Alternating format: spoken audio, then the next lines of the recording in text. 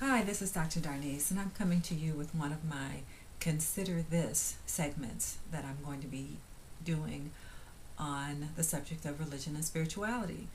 Maybe you've had a chance to watch the intro, and if you haven't, you can always check it out. So, today I thought I would spend a few minutes talking about the diversities within Christianity. It was interesting because I just had sort of a Facebook exchange with somebody today who put up a post that had something to do with the apostles Paul and Peter and John. And we had just a couple of posts back and forth, and it occurred to me that, most people are really unaware of the fact that there was really never any one form of Christianity. Right from the beginning, there were all kind of different ways of interpreting who the man Jesus was and what was his mission. I mean, you know how the story went. I mean, even if you're not a Christian or a person who practices a religion, you've heard of Jesus of Nazareth. And you've heard that he was born in a manger to a virgin and that, he came to save the world. John 3:16 tells us, "For God so loved the world that he sent his only begotten son for our salvation." Well, that text where we get that, the Gospel of John, is a very late gospel. And by that, what I mean is there's considerable time that passed from the time that Jesus walked and lived and was even crucified between that event and the time that John was written. Like 60 years of time or more. And so, as we know, stories can change over a period of time when that much time has passed and the story has been passed along orally. So, okay, what we get in the Gospel of John is really a believer's testimony to who Jesus was and what he was doing. So, it's an interpretation about who Jesus was and what he was doing here on earth. And that's well and good. Christians believe that. It's fine, really, as a faith statement.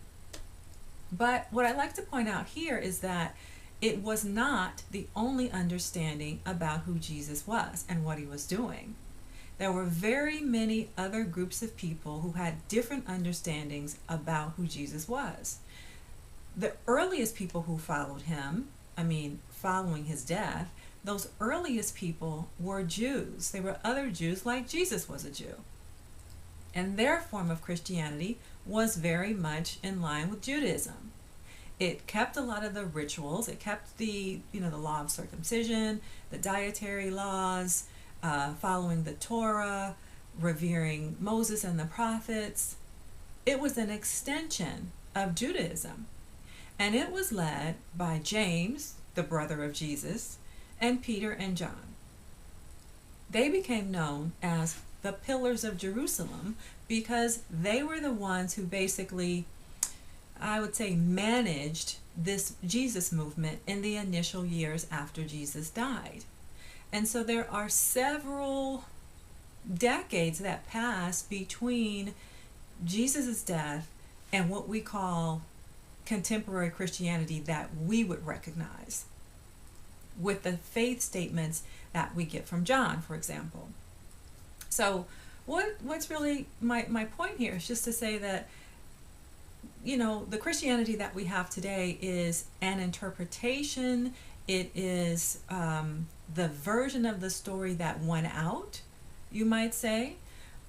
We know that Constantine, the Roman emperor, sort of came around to accept Christianity as being not a heresy, not a cult, but to being the religion of the state.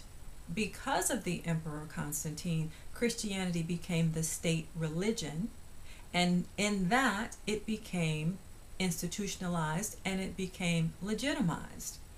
Well, that's one kind of Christianity. So we might have to say, well, what happened to those Jewish Christians? What happened to those people who were still following the Jewish form of Christianity? Well, they kind of died out, really. The people scattered, they went kind of underground, because there really was a movement about which kind of Christianity would be the dominant belief or the dominant discourse. So many people, they just scattered, and because they were such a small movement to start with, we don't have much record of them. We do have record of some groups who we call Gnostic, and I did a video about the Gnostics. You can look that up if you want to have a refresher on what a Gnostic is.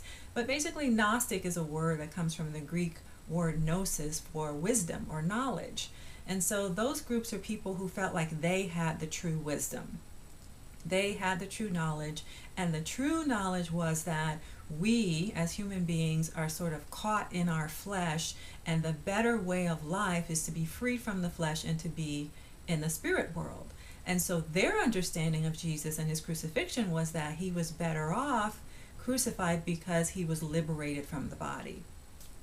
So now I make that blanket statement about Gnostics, but there are many, many Gnostic groups, and they had different kinds of belief systems. But what we do know is some of those Gnostic groups were more Jewish, retaining more of their Judaism. So what do we have?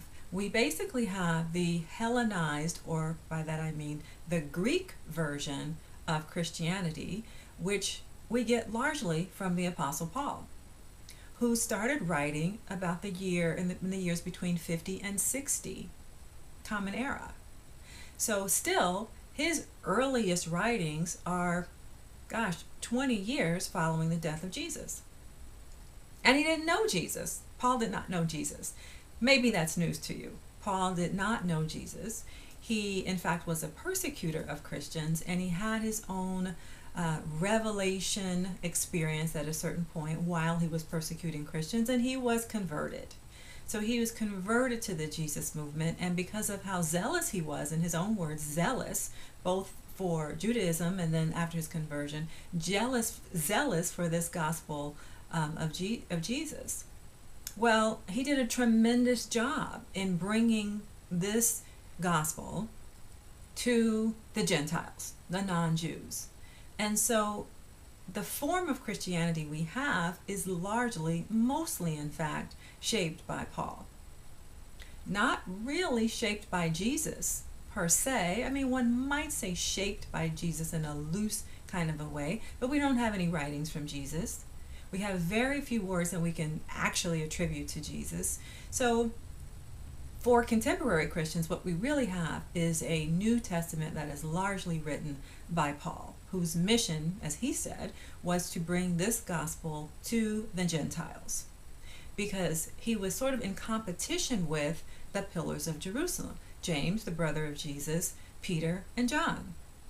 They had the Jewish Christians already well managed.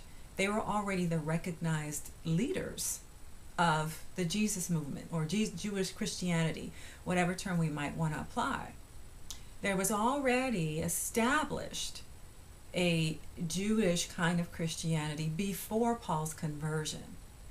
But I'll go into that at another time in another video, because this was going to get kind of long. But this is just one of the kind of things that I'm going to be talking about, to say, consider this. What does it mean that our New Testament is a grouping of letters and gospels that are written well after the life and death of the man that they talk about? What does it mean that there was no consensus even early on about who Jesus was and what he was doing? What does that mean about our Christian faith today? Does it have to be a negative thing? I don't suggest that it has to be a negative thing, but I think as we live in this world of diversity and pluralism, that we have to understand that diversity and pluralism have always existed. It's not a new thing. It's not like we have to try to get back to the original form of Christianity per se, the fundamentals, because it never existed. There never was a time that existed. I mean, we know what happened to Jesus. He was crucified. So he had many enemies. So those people who initially followed him, they scattered for a period of time. And we know that there's many diversities, many ways that people interpreted who Jesus was. Not to mention the Greeks and the Romans who had a completely different set of religious realities when they heard the story. But again, I'm going to stop here, and I'm just going to ask you to consider the fact that there's always been a diversity of Christianities. The form we have now is pretty much a Greek version of the story that won out thanks to the Apostle Paul. Bye for now.